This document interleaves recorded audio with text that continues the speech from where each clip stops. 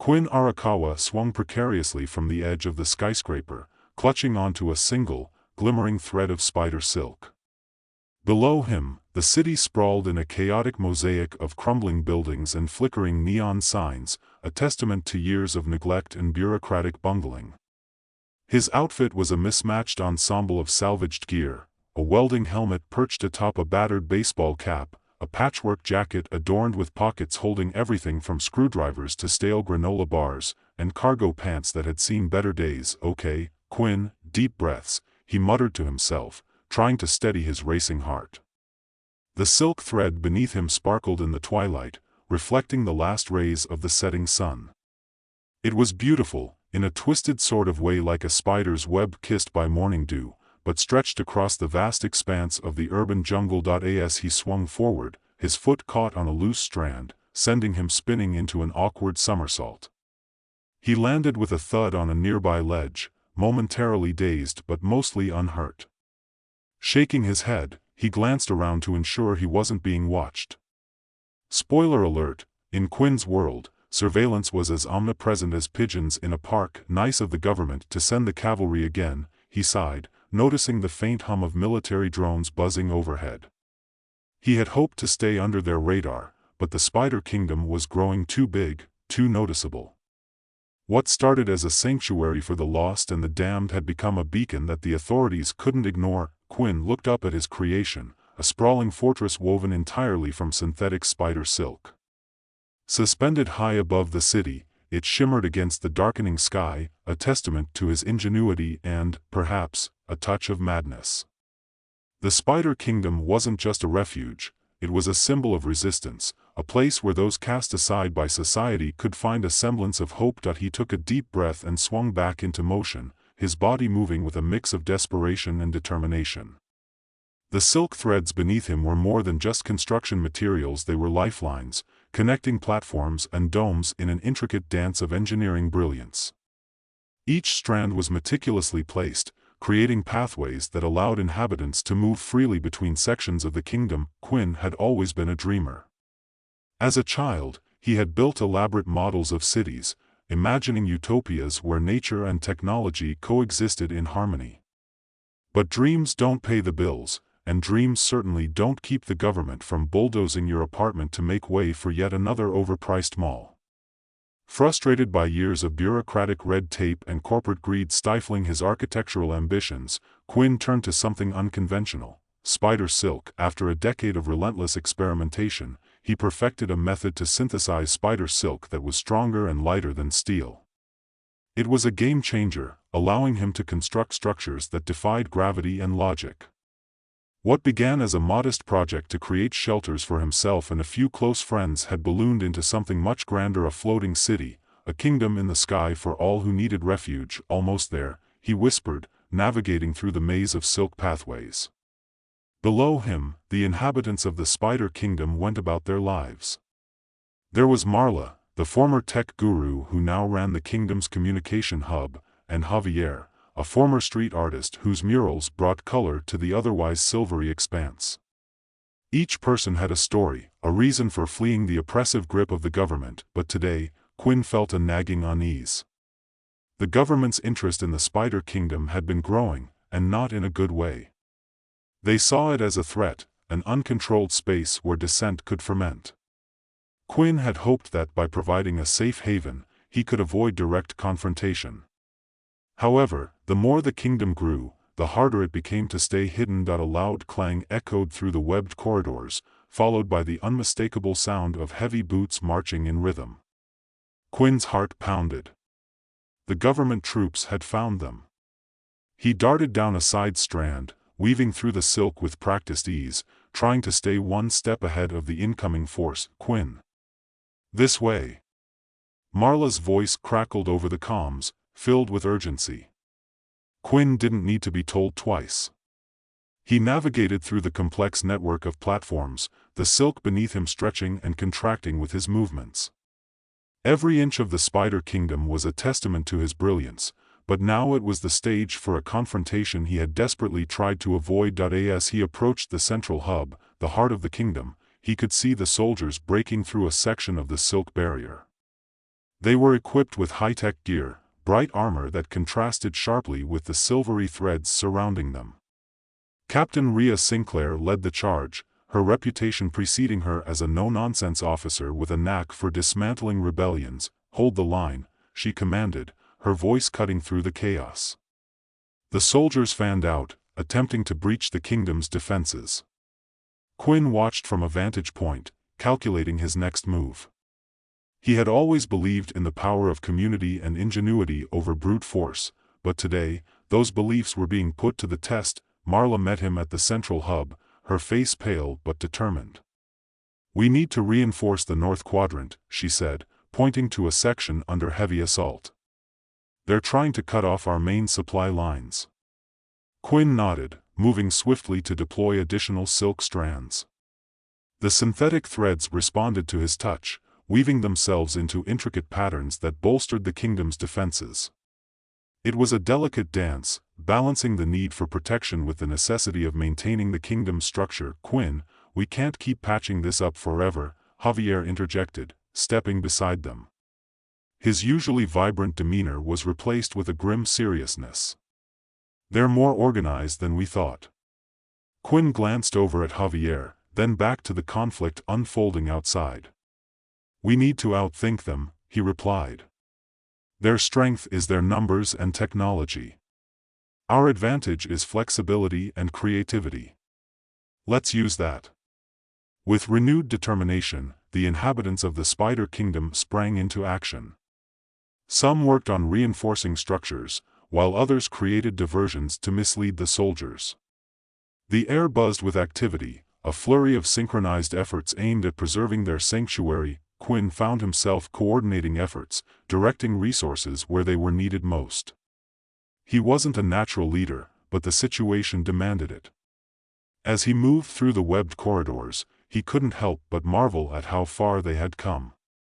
From a single shelter to a sprawling aerial fortress, the Spider Kingdom was more than he had ever imagined. Suddenly, a loud explosion rocked the kingdom, sending ripples through the silk strands.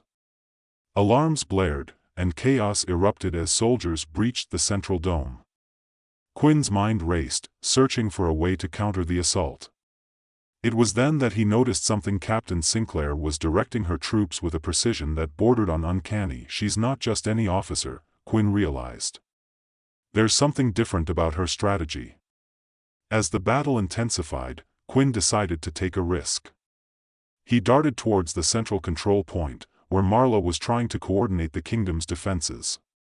"Marla, we need to disrupt their comms," he shouted over the din. "If we can throw them off, we might have a chance to reclaim the upper hand." Marla nodded, tapping into her equipment. "I'm on it," she replied, her fingers flying over the interface. Moments later, the soldiers' communication devices started to malfunction, static replacing clear commands. Confusion spread through the ranks, giving the inhabitants a crucial advantage. "Good work," Quinn said, a flicker of hope igniting within him. But the respite was short-lived. Captain Sinclair, clearly irritated by the interference, personally took charge of the situation. Her eyes locked onto Quinn's position, and he felt a chill run down his spine. "You're the architect of this madness, Quinn Arakawa," she called out, her voice dripping with disdain. "And I intend to dismantle your web, strand by strand." Quinn met her gaze, determination hardening his features. "This isn't madness, Captain. It's a sanctuary. A place for those who have nowhere else to go." Sinclair smirked. "Sanctuary? More like a breeding ground for rebellion. You're playing with fire, Quinn. And I'm here to put it out." As the confrontation escalated, Quinn realized that the battle for the Spider Kingdom was not just about physical structures but about ideologies clashing in the air. The silk threads, once symbols of connection and resilience, now became battlegrounds for control and survival. In the midst of the chaos, Quinn's thoughts drifted back to the early days, when the idea of the Spider Kingdom was nothing more than a wild dream. He remembered the late nights spent experimenting with spider silk synthesis, the initial skepticism of his closest friends, and the gradual realization that this was more than just a project, it was a lifeline. "Remember why we started this?" he thought, pushing away the doubts that threatened to consume him. We wanted to create something better. Something free. With those words echoing in his mind, Quinn knew that surrender was not an option. The Spider Kingdom was his legacy, a testament to what could be achieved when creativity and resilience intertwine. As Captain Sinclair advanced towards him, Quinn prepared to defend his creation, knowing that the outcome of this battle would shape the future of their floating sanctuary. The first clash between the inhabitants and the government forces had set the stage for a war that was as much about ideals as it was about territory. Quinn stood at the forefront, a reluctant leader thrust into the eye of the storm, ready to fight for the kingdom he had woven from dreams and silk. Quinn stood there, feeling the weight of leadership settle heavily on his shoulders. The chaotic symphony of battle surrounded him, the clash of metal against silk, the shouts of commands, and the distant wail of sirens blending into a cacophony that underscored the gravity of the moment. Captain Rhea Sinclair advanced steadily, her presence commanding attention and respect among her troops. Her eyes, sharp and calculating, never left Quinn's form as she approached. "You've stirred a hornet's nest, Quinn," Sinclair declared, her voice carrying effortlessly over the tumult. "And I'm here to exterminate the Queen." Quinn took a deep breath, steadying himself. "This isn't a rebellion, Rhea. It's a sanctuary. We're not your enemies."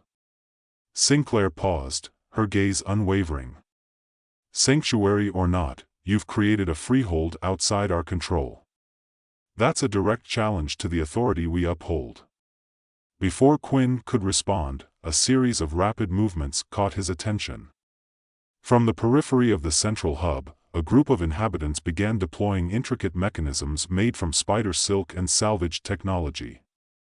They launched grappling hooks and set up makeshift barricades, using the very essence of the Spider Kingdom to defend their home. Marla, always the strategist, was coordinating the defenses with a calm efficiency that belied the chaos around her. "Quinn, we need to hold them here. We can't let them reach the core," she shouted over the din, her fingers deftly manipulating the control panel. Javier, his usual vibrant energy tempered by the severity of the situation, was rallying the younger inhabitants. "Stay sharp. Use the web structure to your advantage. Move swiftly and keep them off balance." Quinn felt a surge of pride mixed with anxiety. He had always known that his creation was a double-edged sword. Its beauty and ingenuity were matched only by its vulnerability. Now, more than ever, he had to harness both to protect what he had built. Captain Sinclair, undeterred by the defenses, pressed forward. "You can't hide forever, Quinn. Surrender now, and we might consider leniency." Quinn shook his head firmly. "We won't surrender. This is our home, our refuge. We have every right to exist here." Sinclair's expression hardened. "Rights are granted by those in power, not by weaving threads in the sky." At that moment, a loud crash echoed through the central hub as a group of soldiers attempted to breach a newly fortified section. Quinn sprang into action, his mind racing to devise a strategy that could turn the tide in their favor. He darted towards a nearby platform, pulling out a compact device he had been tinkering with during quieter moments, an experimental tool designed to manipulate the properties of the synthetic silk. "Marla, give me a moment," he called out, his fingers flying over the device's interface. With a few swift adjustments, he activated the tool, and the silk around him began to shimmer with an enhanced resilience. He extended his arms, directing the strengthened threads towards the advancing soldiers. The enhanced silk acted like elastic barriers, repelling the soldiers' attempts to penetrate the defenses and sending them stumbling back in confusion. Marla watched in awe as Quinn's improvisation provided a much-needed boost to their defenses. "Impressive, Quinn. Keep it up." Quinn nodded, focusing on maintaining the delicate balance between offense and defense. "We need to keep them off balance. If we can't overpower them, we need to outsmart them." Meanwhile, Captain Sinclair observed Quinn's tactics with a mixture of frustration and admiration. She had seen countless rebellions and uprisings, but there was something uniquely challenging about the Spider Kingdom. Its very existence defied conventional military strategies, forcing her to adapt on the FLY. As the battle raged on, Quinn realized that the key to their survival lay not just in the physical defenses but in the community's unwavering spirit. He moved through the webbed corridors, offering guidance and support, ensuring that every inhabitant knew their role in the defense. The Spider Kingdom was more than just a structure, it was a living, breathing entity fueled by the collective will of its people. Amidst the chaos, Quinn found a moment of clarity. The Spider Kingdom had always been a symbol of hope and resilience, but now it was also a beacon of resistance. He couldn't deny the undercurrents of rebellion that had been quietly brewing within the community. The sanctuary he had built had inadvertently become a hub for those yearning for change, a place where ideas of a better future could take root and flourish. As the sun dipped below the horizon, casting long shadows across the Silk Fortress, the intensity of the battle showed no signs of abating. Quinn knew that the next few hours would determine the fate of the Spider Kingdom. Every decision, every action, would have lasting consequences for both the inhabitants and the oppressive forces seeking to dismantle their sanctuary. In a swift, calculated move, Captain Sinclair signaled her troops to regroup. Fall back and reassess. We're not giving up on this. Quinn, sensing a brief lull in the assault, took the opportunity to address his people. Everyone, listen up. We need to stay united and keep the pressure on. Use the web to our advantage, create diversions, set traps, anything to keep them occupied. The inhabitants responded with a unified nod, their determination shining through despite the chaos. Quinn felt a surge of hope. They were resilient, resourceful, and unwilling to let their sanctuary be destroyed without a fight. As the night deepened, the battle continued with relentless intensity. Quinn and his allies employed every trick and tactic at their disposal, turning the Spider Kingdom into a labyrinth of defenses and ambush points. The soldiers, though well-equipped and disciplined, struggled to navigate the intricate web, finding themselves ensnared in silk traps or misled by cleverly designed decoys. In the midst of the skirmish, Quinn caught sight of Captain Sinclair moving through the web with surprising agility. She was a formidable opponent, her presence inspiring her troops and demoralizing the inhabitants. Quinn knew that if he could engage her directly, it might tip the scales in their favor. Gathering his courage, he called out to her. "Rhea! Let's end this here and now. No more bloodshed." Sinclair paused, her expression inscrutable. "It's not that simple, Quinn. You've created something that can't be controlled. That's a risk to everyone." Quinn took a step forward, the tension between them palpable. "I understand your concerns, but destroying the kingdom won't solve anything. It's a place for people who have nowhere else to go. We're not the problem." Sinclair sighed, a rare moment of vulnerability crossing her features.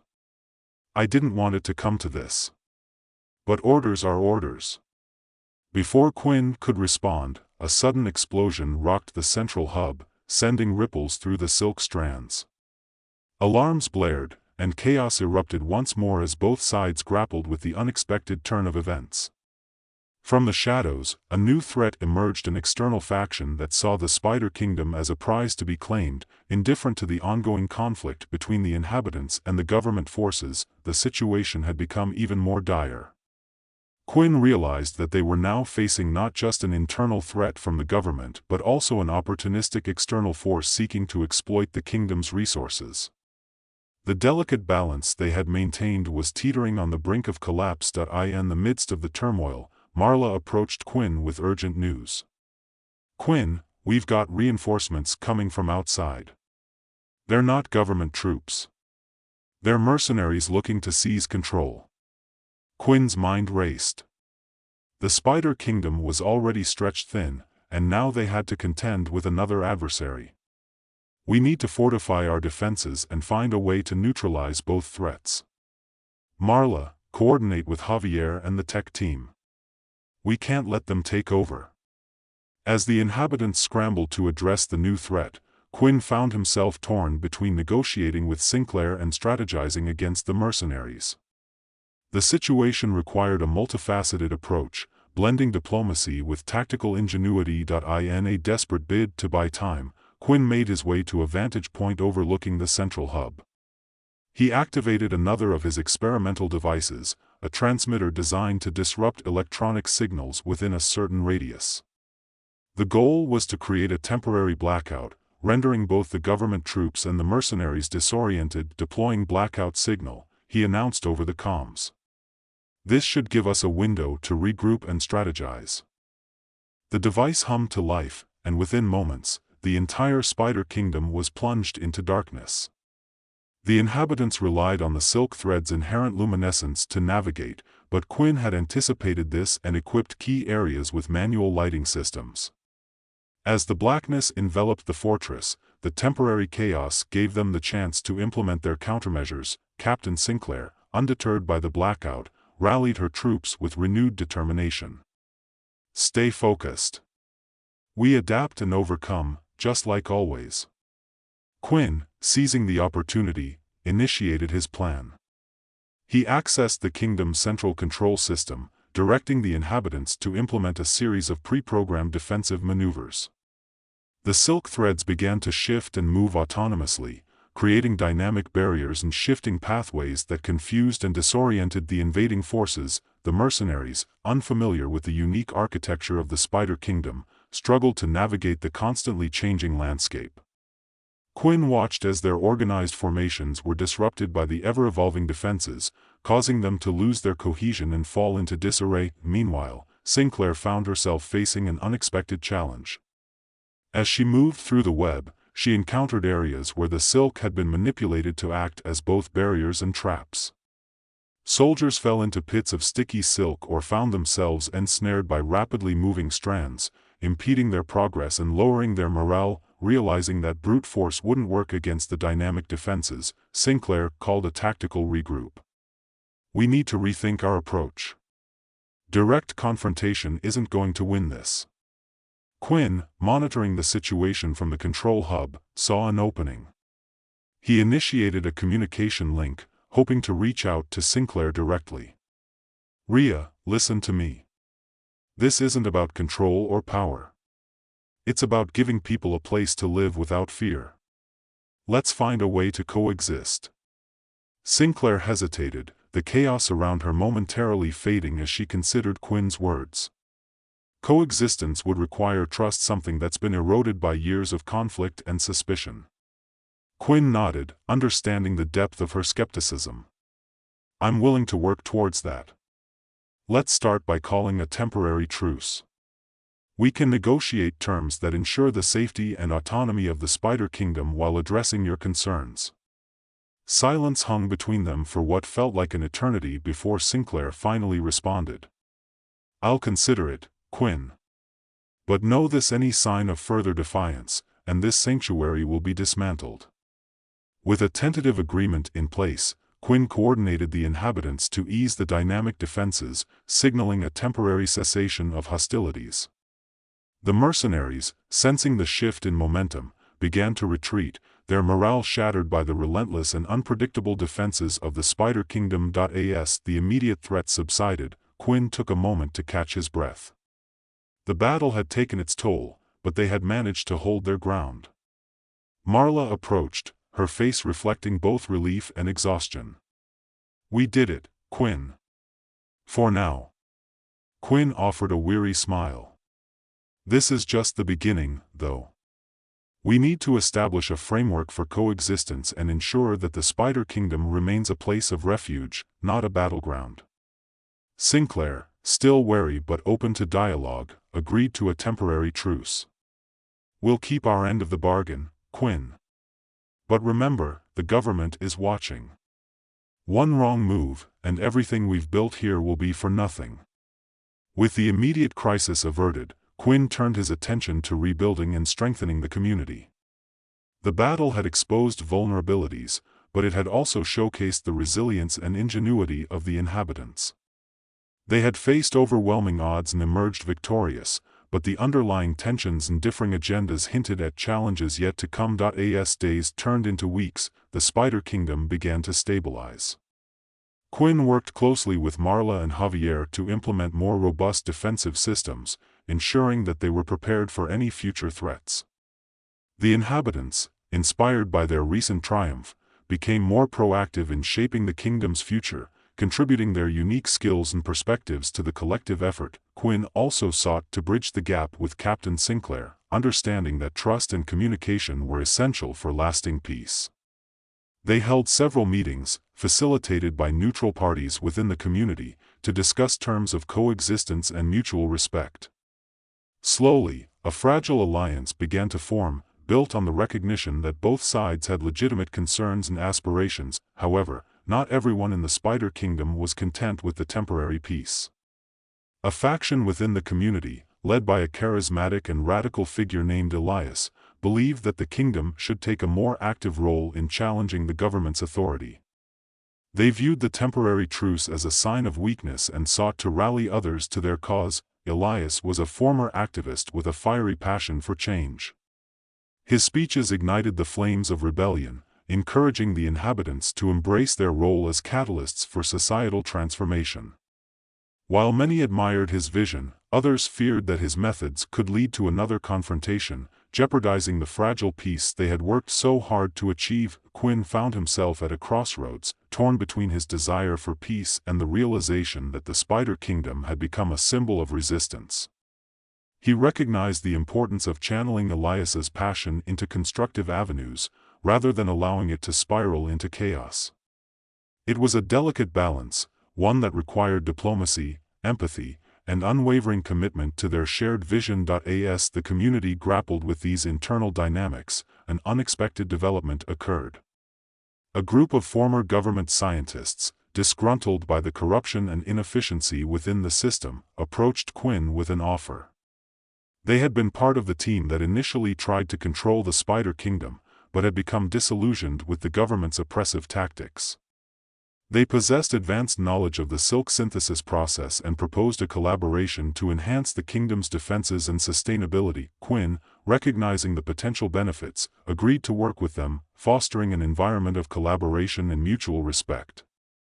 This partnership not only strengthened the kingdom's infrastructure but also served as a bridge between former adversaries, highlighting the possibility of unity in the face of adversity. Meanwhile, Captain Sinclair faced her own set of challenges. Assigned to oversee the peace agreement, she struggled with conflicting emotions. Her duty to maintain order clashed with the empathy she felt towards the inhabitants of the Spider Kingdom. Her interactions with Quinn and the community began to soften her rigid stance, revealing a more nuanced perspective on the conflict. One evening, as the sun set over the shimmering expanse of the Spider Kingdom, Quinn and Sinclair found themselves on a platform overlooking the city. The air was calm, the tension of recent days giving way to a tentative sense of hope. "You know, Quinn," Sinclair began, her voice softer than usual, "I never imagined I'd find common ground with someone like you. But seeing what you've built here, it changes things." Quinn nodded, appreciating the sentiment.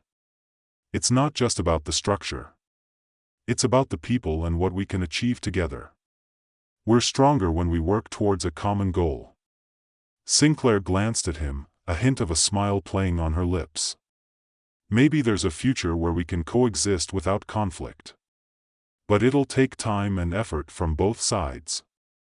As they stood in silence, watching the inhabitants go about their nightly routines, Quinn felt a sense of accomplishment tempered by the awareness of the challenges that still lay ahead. The Spider Kingdom was more than just a refuge. It was a living testament to the resilience of the human spirit and the power of community. However, peace was a fragile state, easily shattered by internal divisions and external threats.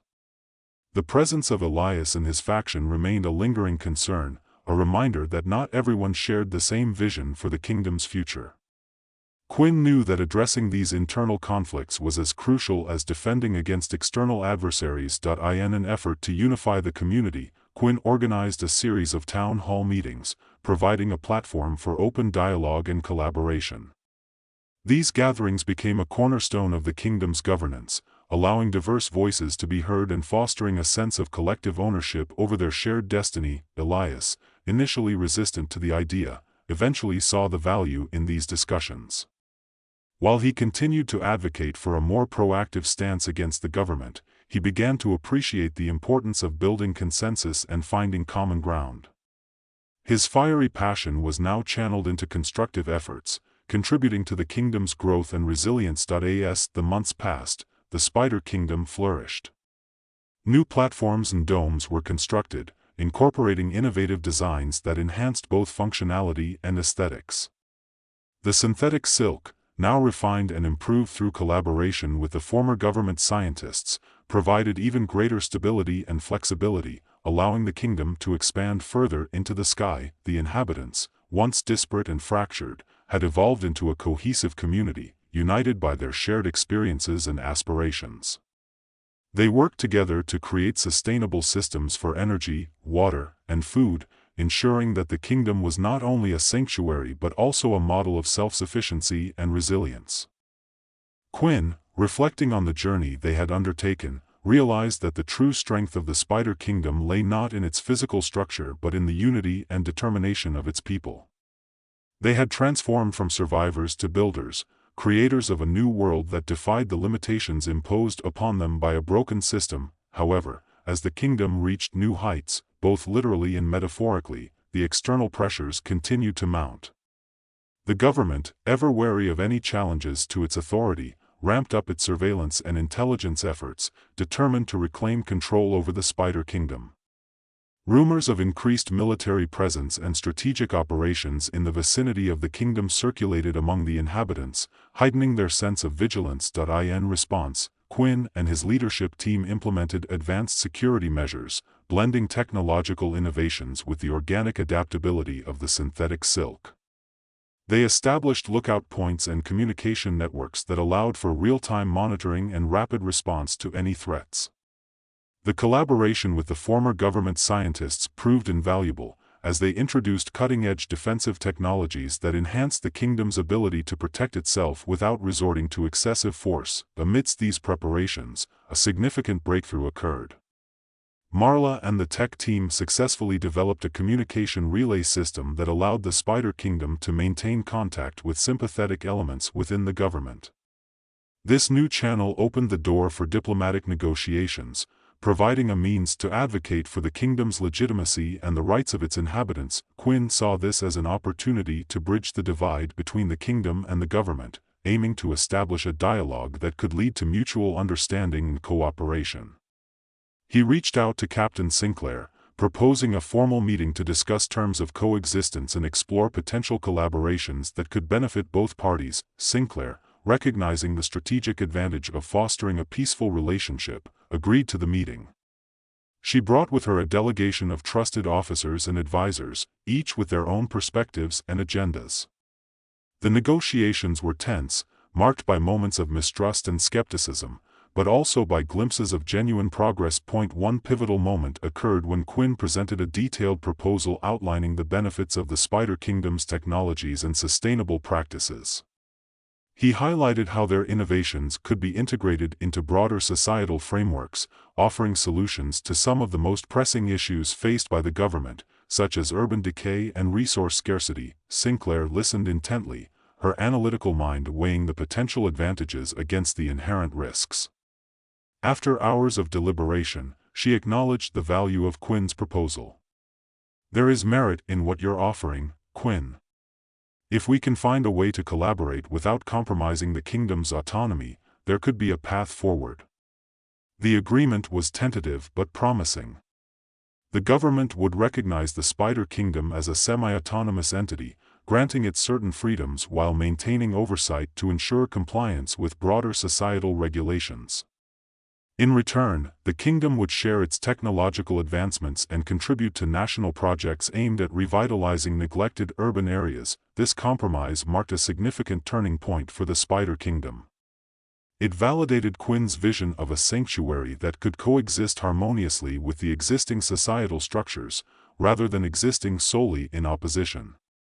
The inhabitants embraced the opportunity, seeing it as a chance to extend their influence and contribute to the greater good. However, not everyone welcomed the agreement with open arms. Dissenters within the kingdom, led by Elias, viewed the compromise as a betrayal of their ideals. They feared that integration with the government would dilute the kingdom's autonomy and undermine its core principles of freedom and self-sufficiency. Quinn recognized the need to address these internal concerns, understanding that unity was essential for the kingdom's continued success. He engaged in one-on-one conversations with Elias, seeking to understand his reservations and find common ground. Through these discussions, they reached a mutual understanding that the kingdom's integration into broader societal frameworks did not necessitate the abandonment of its foundational values. Elias, while still advocating for a proactive stance, began to support the kingdom's collaborative efforts, recognizing the potential for meaningful change from within the system. His influence, tempered by the collective wisdom of the community, became a force for positive transformation rather than division. As the Spider Kingdom continued to evolve, its influence extended beyond its own confines. The successful collaboration with the government served as a model for other marginalized communities, inspiring similar initiatives aimed at fostering cooperation and mutual respect. Quinn found himself at the forefront of a movement that sought to redefine the relationship between isolated sanctuaries and the broader societal structures, advocating for a balance between autonomy and collaboration. The kingdom's expansion reached new heights both literally and metaphorically as they developed innovative infrastructure that integrated seamlessly with the natural environment. Vertical gardens, renewable energy sources, and advanced water recycling systems became standard features, showcasing the potential for sustainable living even in the most challenging environments. Quinn's role as a leader evolved alongside the kingdom. He became a respected figure, known for his ability to bridge divides and foster a sense of community among diverse groups. His vision had grown from a personal sanctuary to a beacon of hope and resilience, inspiring others to pursue their own dreams of creating better, more equitable societies. One evening, as Quinn reflected on the journey they had undertaken, he stood on a balcony overlooking the expansive web of the Spider Kingdom. The silk threads glimmered under the moonlight, a testament to their collective efforts and unwavering spirit. He thought about the battles they had fought, both external and internal, and the lessons they had learned along the way. The kingdom had become more than just a floating fortress. It was a living, breathing entity, embodying the hopes and dreams of its inhabitants. It was a symbol of what could be achieved when people came together, transcending their differences to build something greater than the sum of its parts. As he gazed out at the horizon, Quinn felt a profound sense of fulfillment. The Spider Kingdom was a testament to the resilience of the human spirit, a reminder that even in the darkest of times, hope and ingenuity could weave a path to a brighter future. However, Quinn remained vigilant, aware that the delicate balance they had achieved could be disrupted at any moment. The government's watchful eye and the ever-present threat of external adversaries necessitated a constant state of preparedness. But with the support of his community and the strength of their shared vision, Quinn was confident that they could navigate whatever challenges lay ahead. The Spider Kingdom had become a testament to the power of collaboration, resilience, and unwavering hope. It stood as a beacon in the sky, a sanctuary for the lost and a symbol of resistance for the oppressed. And as long as its inhabitants remained united, there was no limit to what they could achieve together. The days that followed the tentative peace between the Spider Kingdom and the government felt strange to Quinn, as though the very air had shifted. The hum of tension was quieter, but it hadn't dissipated entirely. The kingdom was in a delicate balance, teetering between autonomy and integration, the dream of an independent sanctuary and the reality of being under the government's watchful eye. Every conversation, every plan, every action now had a gravity to it, as though it could tip the scales in one direction or another. Quinn found himself back at the heart of the kingdom, its central hub, the heart of the web. From here, everything flowed. The web stretched far, weaving itself into the very sky above, its silken thread still swaying in the wind like something alive, something that could be as fragile as it was strong. The people had worked tirelessly to repair, upgrade, and adapt. The kingdom was evolving, not just as a sanctuary, but as a statement. It was proof that things could be different. That things could be better. "Any news from the government?" Marla asked, her voice slicing through the quiet of the command center as Quinn adjusted the hollow interface. The soft blue light illuminated her face, casting long shadows on the walls of their makeshift control room. Quinn shook his head. No official word. Just the same surveillance drones overhead. They've backed off from direct assault, but their presence is still felt. It's like they're waiting for us to slip up. Marla crossed her arms, leaning against the wall. And Elias? Is he still pushing the whole "we should be fighting the system" thing? Quinn sighed, running a hand through his hair. Yeah. He's been quieter lately, but I can see it in his eyes. He wants more than just peace. He's not the only one, either. Some of the younger generation are starting to rally around him again. The new tech we're developing, sustainable energy, the water systems, it's all revolutionary. And they want to take that power and use it to create a new order, not just a sanctuary. Marla raised an eyebrow. And you don't? The question hung between them like a fragile thread. Quinn paused, his eyes scanning the hub, where a handful of workers moved in and out, adjusting the silk structures or checking systems. They were a quiet, determined group. He had to admit, Marla's question was one that had been gnawing at him for weeks. The longer they lived in their fragile peace, the more Quinn realized just how much the kingdom had become something far beyond his original vision. What had started as a place of refuge had become a symbol, one that others were now using to dream of revolution. I want the kingdom to be a place where people can live free from fear, Quinn replied after a long pause. But I don't know if that can happen while we're constantly at odds with the government. I'm not sure if it's even possible to have both things, peace and revolution. Not without losing something in the process. Marla gave a short laugh.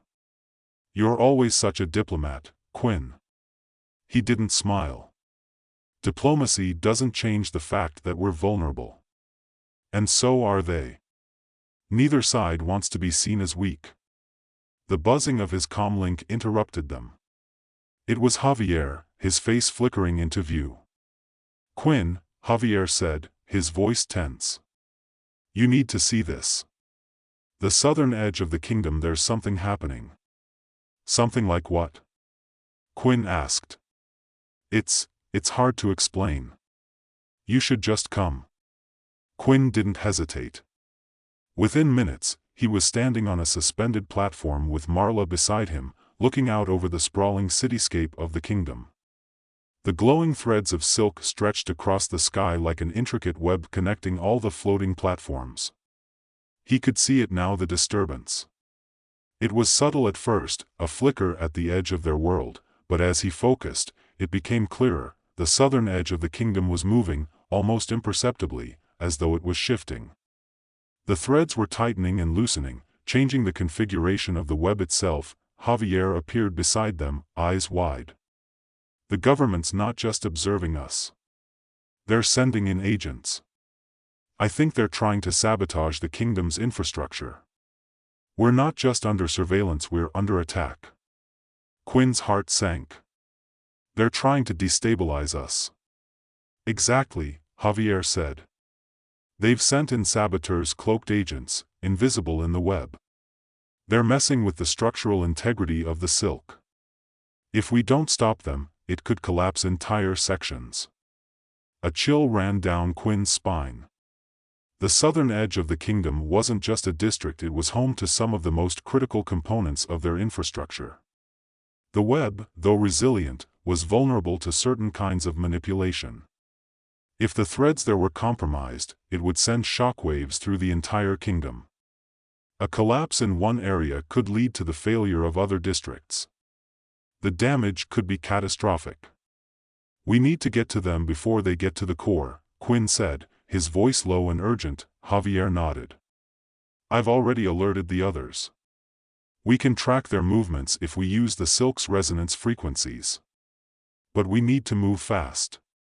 The longer we wait, the harder it will be to stop them. Marla clapped Quinn on the shoulder. You've got this. We've got this.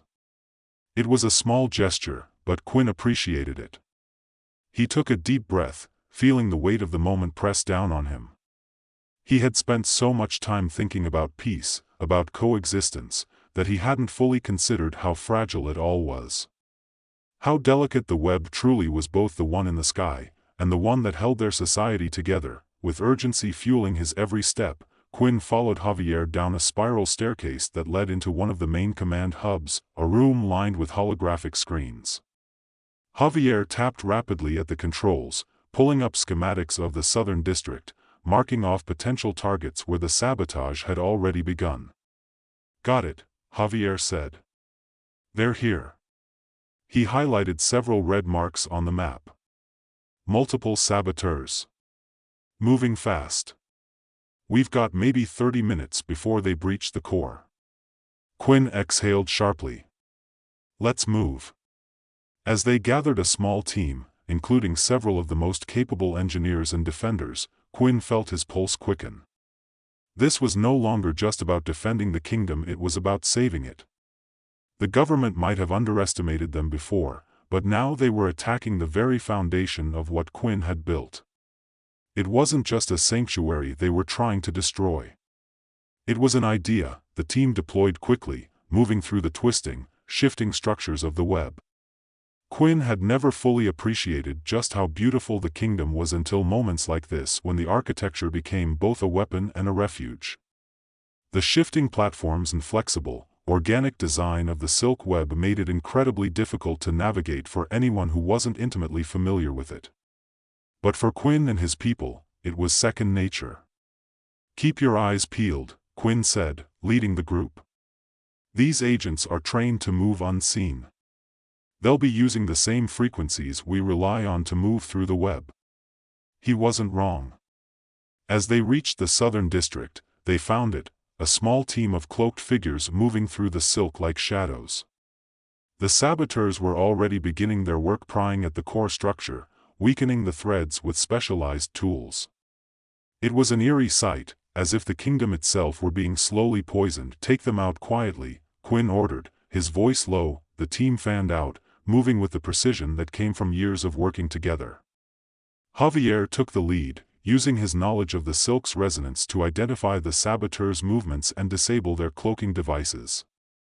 The fight that followed was quick but intense, grappling with figures who were trained to fight without being seen, using the silk itself as both cover and weapon, but it was over faster than Quinn expected.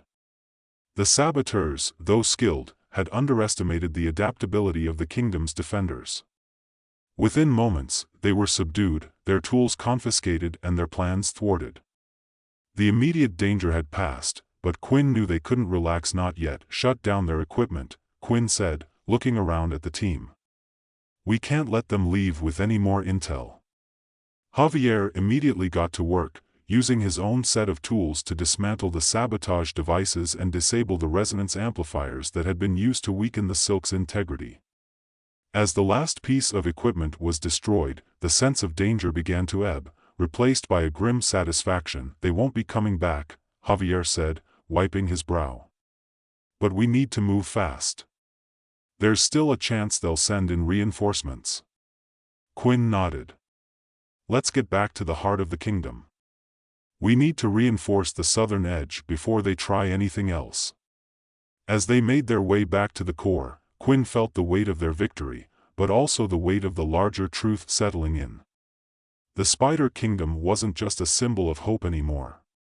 It was a target. And they weren't just fighting for survival, they were fighting for something much bigger, for a future that was theirs to create, on their own terms. Back at the command center, Quinn watched the data streams flicker across the holographic screens, making sure everything was secure. He felt a brief surge of hope, tempered by the undeniable truth: peace wasn't going to come easy. But they had proven, once again, that they were strong enough to fight for it, and Quinn knew, deep down, that this was only the beginning.